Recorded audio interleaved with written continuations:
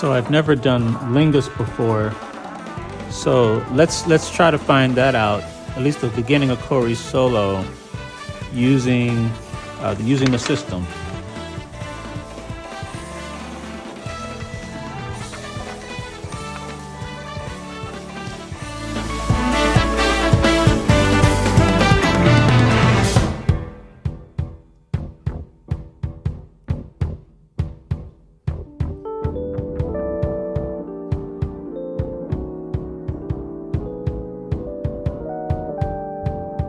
So that part there, we can actually use the system to come up with these chords. If you're looking at these three sections, this first one here is probably the least important for this one. This third section here is very important because, as you can see on this part here, this process is really more art than science. And a lot of you guys are very, very scientific and formulaic when you come with music, but I'm going to show you how I'm using a lot of art to do this. So what I'm hearing here is,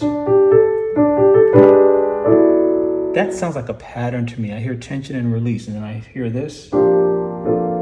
That sounds like tension and release, and then I hear this. It sounds like it's tension, and then I hear release, right? And so the way that that is represented in this system would be by this chart over here, because the chords move from left to right. So this represents your tension, and this represents how you release that tension. Now, if we look at the top note of that, it would be, each of those are chords, right? And then if we look at the bottom note, we know the bass guy is going.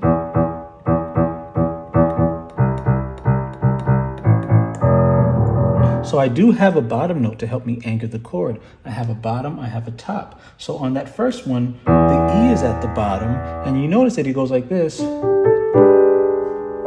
Well, if you look at an E and you have an E there, you notice that it is a dominant chord, which fits the system. It's a dominant chord moving to a sus voicing. And then if you look at the next chord, we have two. If we put the C at the bottom there, we notice that these are sus chords. Now remember, I'm just doing I'm being artistic with this.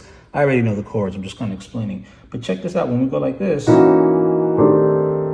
you hear that release? If we put it over C, again, a type of dominant chord, you can tell because it's a C, E, and a B flat. That's again moving from here to here, which is moving to a minor 6/9. So here the red is moving to the blue.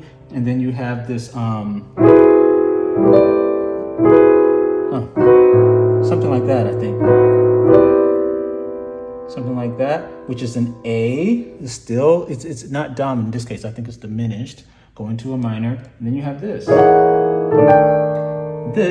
Now this is kind of crazy. This will be a dominant chord moving to an F major. Now over here, I'm going to bring this thing over here. Someone's going to say, how are you saying this is a major chord?